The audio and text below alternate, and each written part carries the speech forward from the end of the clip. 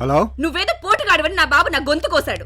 ఆ రాజకీయాల పిచ్చిలో పడి నేను తెచ్చిన కట్నం డబ్బులు దొబ్బ పెట్టిందే కాకుండా 3 కోట్లు అప్పు చేసి పాపరైపోయావు. 10 సంవత్సరాల నుండి ఎమ్మెల్యే అవుతానని అన్ని పార్టీలు తిరిగావు, కనీసం కార్పొరేటర్ కూడా కాలేకపోయావు. నీ బ్రతుకు. సర్లే ఏంటి, కర్ణాటక ఎలక్షన్ క్యాంపెయిన్కి వెళ్ళి ఇప్పుడే వస్తున్నాను. ఏంటి ఫోన్ చేసావు? వస్తున్నావా? ఏంటి వచ్చేది? యాదవ్ బ్రతుకని కొడుకు పుట్టినరోజు గుర్తులేదు కానీ కర్ణాటక ఎలక్షన్స్ గుర్తున్నాయా? ఎలా గుర్తుంటది? 6 నెలలకు ఒకసారి వస్తావు, కస్తీరా తిడతావు, పోతావు. పోతావులే, నిన్ను నమ్ముకున్న పాపానికి ఏ ఏట్లోకో పోతావు. నువ్వు మాత్రం అప్పులు చేసి దేశాన్ని ఉద్ధరించు. నమస్తే సార్, మొత్తం 14,600 అయిందండి. 6 నెలల నుంచి కరెంటు బిల్లు కట్టలా. మీటర్ పీక్కెళ్ళిపోతుంటే కింద మీద పడి ఆపాను. కడదాంలేరా. అయినా ఈ గోలేంటి, ఈ జనమంతా ఏంటి, ఈ జాతర ఏంట్రా? మీరు ఊర్లో లేనప్పుడు మన అపార్ట్మెంట్ పైన ఇక్కడ బాబా మీ పాపాలను మాత్రమే పోగొడతాడు, పుణ్యం మాత్రం మీరే సంపాదించుకోవాలి. రానాయన.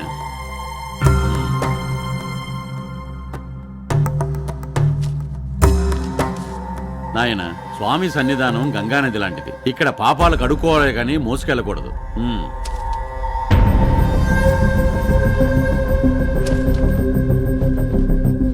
రేయ్, నువ్వు అర్జెంట్ గా ఓ పని చేయి.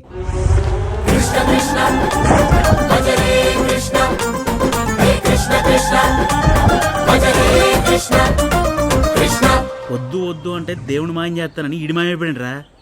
ఆకలి దొబ్బేస్తుంది. ఏంటి తొందరగా వెళ్ళండి, క్యూ పెరిగిపోద్ది. ఏంటిదంతా?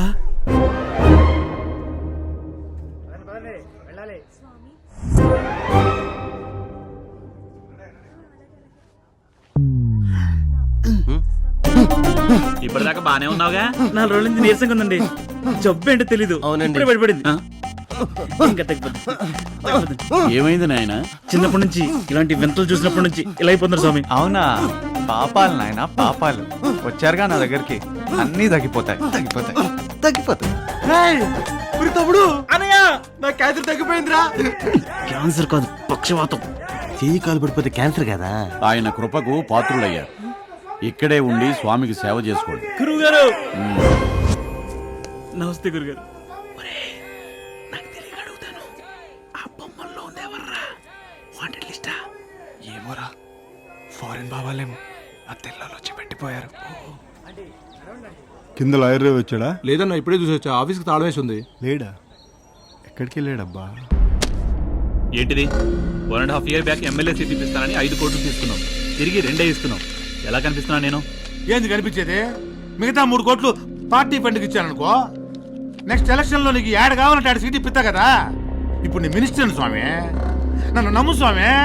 అలా నమ్మితేనే ఇక్కడ దాకా తీసుకొచ్చావు. భవానీ, ఏడ పట్టుకొచ్చాయి స్వామిని? రాజకీయం అంటే షేర్ మార్కెట్ అనుకున్నా. ఇట్లా పెడితే అట్లా రావడానికి అట్లా పెడతా పోవాలా, వచ్చిందాక ఆగాల. నువ్వున్నా చెప్పవే స్వామి.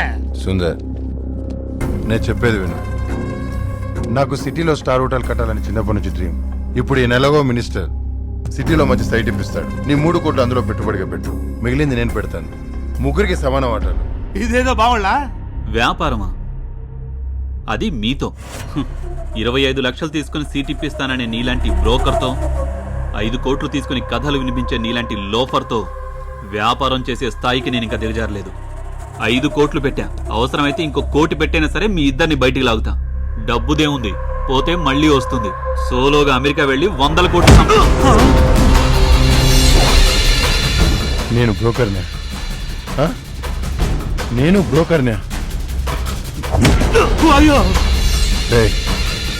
ఈయన తప్ప నుంచి మా నాన్నే ఒక మాట అనలేదు. నేను కోర్టులోనే వాదిస్తా, బయట మాత్రం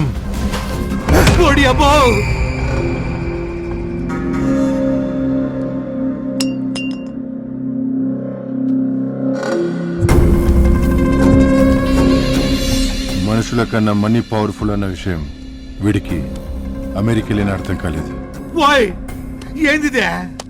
ఏందా? వీడు ప్రాణం ఖరీదు. నీకు 3 కోట్లు, నాకు 2 కోట్లు. ఇది గవర్నమెంట్ గెస్ట్ హౌస్ రా. అందుకే లేపేశా. ఓరి నాయనా, నువ్వే దొరికినావురా స్వామి. వాడు క్రిమినల్ లాయర్ కాదు, క్రిమినల్. వాళ్ళ నాన్నలాగా ఇడి బుద్ధులు కూడా పోరా. ఫోన్ చేయగానే ఊపుకుంటూ తీయడం కాదు. ఎందుకో ఏంటో కనుక్కొని ఏడు. నీ గురించి నాకు బీపీ వచ్చింది, ఇప్పుడు షుగర్ కూడా వచ్చింది. ఎక్కేరామండి. దరిద్రులా.